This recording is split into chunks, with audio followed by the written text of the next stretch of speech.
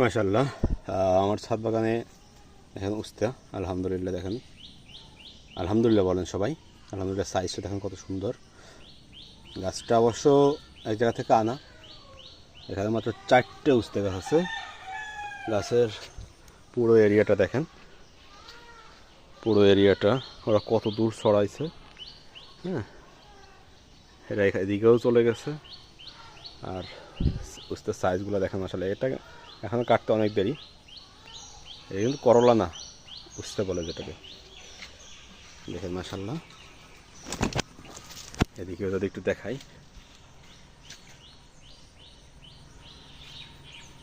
দেখেন মাশাআল্লাহ।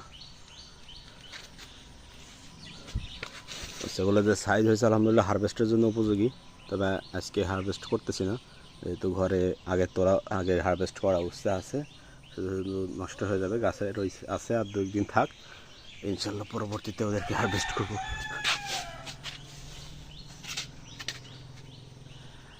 দেখেন মাশাআল্লাহ, এটা বড় হয়ে গেছে। এটা জালের যে ঘরটা আছে ছোট, এখান থেকে বেরোবে না, যার কারণে ওকে নিচে ঝুলা দিতে পারিনি।